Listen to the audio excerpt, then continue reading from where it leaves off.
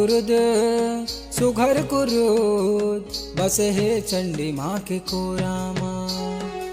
मोर कुरुद सुघर कुरुद बसे है चंडी माँ के कोरामा।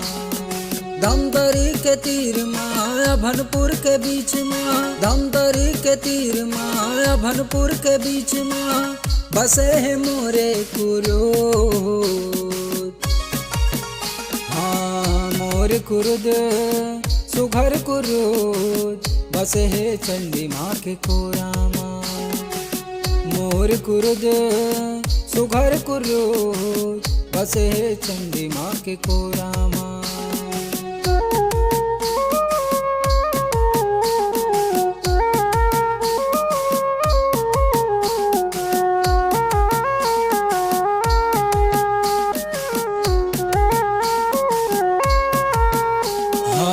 मोर कुरुद हा करत विकास है, सबो जन भाई हाँ सबो दिल में प्यार है।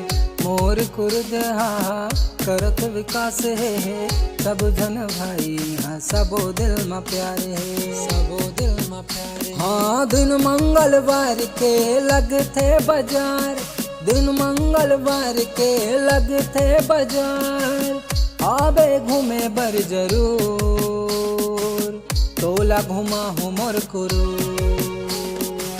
मोर कुरुद सुघर कुरुद बसे है चंडी माँ के कोरामा। मोर कुरुद सुघर कुरुद बसे है चंडी माँ के कोरामा।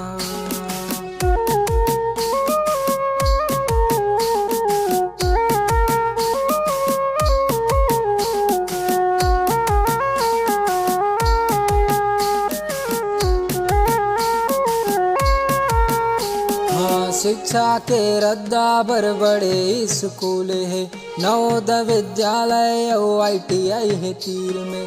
शिक्षा के रद्दा बर बड़े स्कूल है, नवोदय विद्यालय और ITI है तीर है, ITI है तीर है।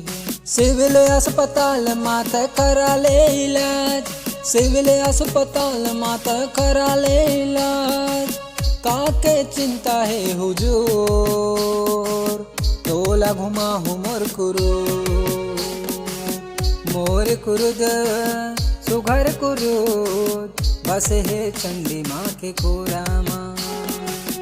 मोर कुरुद सुघर कुरुद बसे है चंडी माँ के कोरामा।